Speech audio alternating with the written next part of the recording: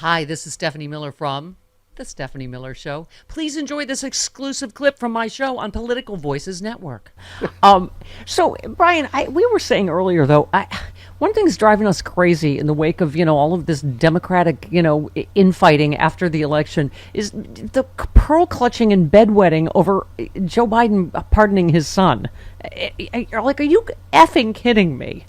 We have a felon going into the White House, right, who pardoned a rogues gallery of murderers and other crooks, right? And the information that changed is Donald Trump, one, is going to put all these lunatics like Kash Patel, who's been on record, 20 times on a podcast saying he's going to go after Hunter Biden, right? Well, Stephanie, the thing is now, everybody's memory starts from today, and nobody's going to remember anything that happened yesterday. Nobody's going to remember anybody that Donald Trump pardoned. Everything starts brand new today. The outrage machine is revved up again, and here we are. First of all, Brian, am I taking crazy pills? He said how many times he's going to pardon the January 6th terrorists. He doesn't need Hunter Biden.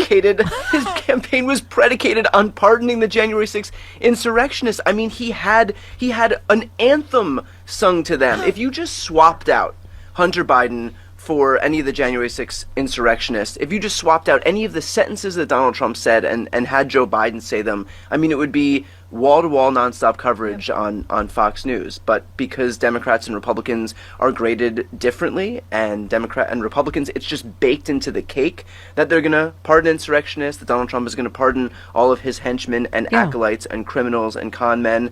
That's just assumed, and so that doesn't garner any coverage anymore. But when a Democrat steps, 2 feet out of line, then wall-to-wall coverage. Yeah, and also the fact that the media laps it up. We've got media, they're like, oh, well, now Republicans say that's, there's nobody has faith in the rule of law now, and now Trump can pardon the January 6th. He's going to do it anyway. He said he was going to do it. And of course they're going to go, oh, well, because he pardoned Hunter, that's why. Right. I mean that's the thing. We all knew that he's going to. So in professional wrestling, it's called kayfabe, where it's just this reality that we all agree to believe so that the game works. Like, everybody knows that wrestling isn't real, but we just know that, okay, if Linda McMahon told me it was, and that they were not harassing those ring boys.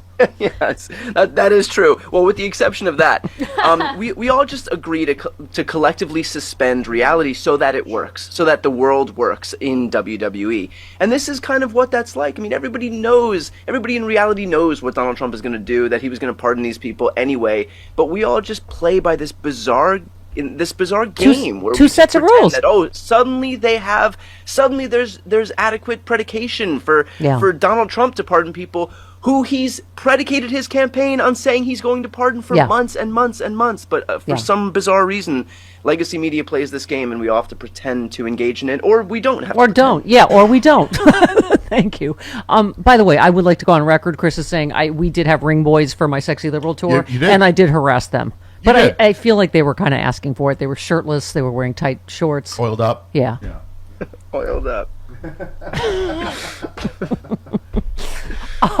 Brian, we had Michael Tomasky on, who wrote a great piece about, just right-wing disinformation. Same thing that Alan Lichtman, the historian, said that, is the key cause of this, again, because it's not the economy or inflation, it's how the right-wing ecosphere and then the mainstream media echoed that the economy's bad, and they're doing sex change operations on your kids in school, and eating your pets. So I keep promoting people like you and all of us in this other ecosphere. Look at you. You're 35. We have dude bros. We got manosphere over here. Look at them. Just not the rapey, douchey kind. Right.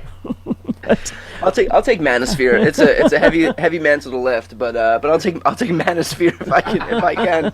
Midas touch. We've got a lot of great, progressive warriors out there.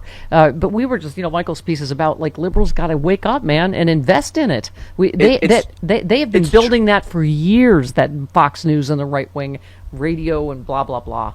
It's true. I feel like Democrats are always 10 years behind on recognizing the threats of something that's being propped up by Republicans. How many years did it take us before we recognized that Republicans were gerrymandering state after state after state, before finally Democrats even knew what the word gerrymandering meant?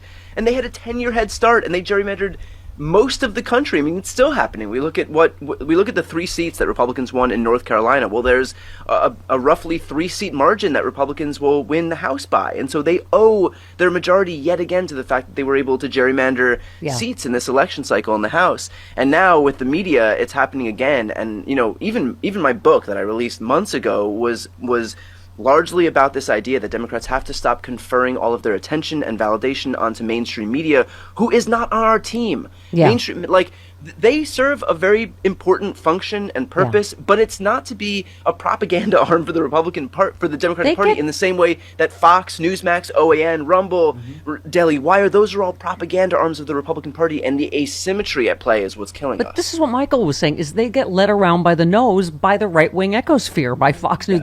They're following and reacting. And if anything, they're trying to prove they're not liberal and going, I mean, how many Biden-bashing stories have we heard? Was just going to say, how many front page stories of Hillary's emails did we get from the New York Times? I believe it was like 69 front page stories about Hillary's emails in the lead up to that election. And so if we haven't learned our lesson by now, I mean, that's just, shame on us at this point. Yeah. And I keep saying it's not just about me. It's this whole, look at you, you're a baby. I am roughly as old as that lady in the Titanic. I'm about to drop the heart of the ocean into the and die. But my point is, there's a lot of voices, young, from young to old, that are amazing warriors, in this fight. And we just gotta.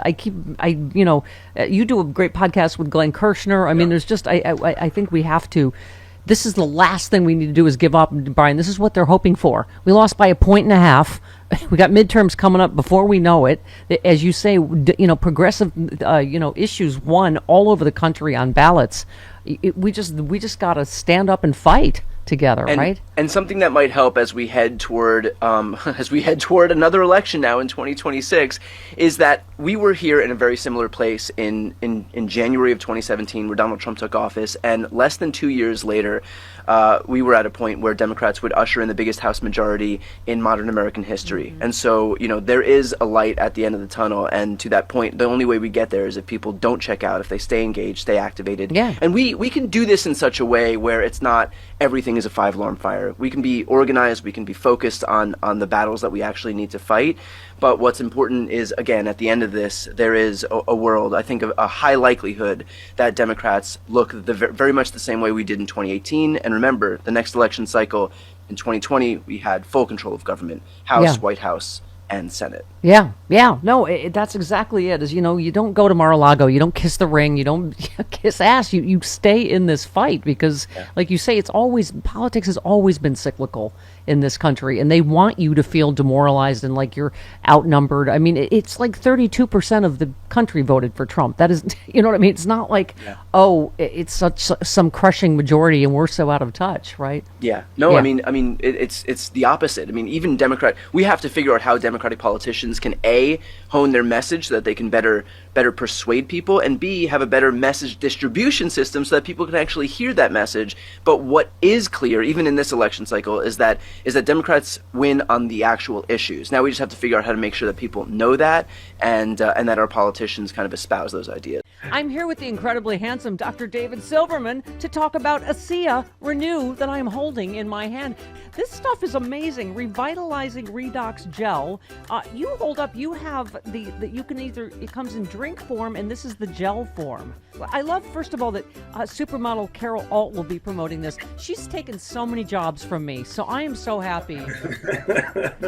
Just to give some context, because I have to tell you that this is very unique. This is not a pharmaceutical, it's not a nutritional product. It's something that our cells make. It's called redox signaling molecules. But bottom line is, our cells make redox signaling molecules. Your body makes it right now, but we all made more of it when we were younger. What's in this bottle is in you. It's in me, right? But I'll be 64 in 2 weeks, and I feel like I'm 30 years old. I've been drinking this for 13 years. Wow. Doc, what a thrill to meet you and to hear more about this, because, it's you just kind of go, oh, it works, but to hear about the why is fascinating to me.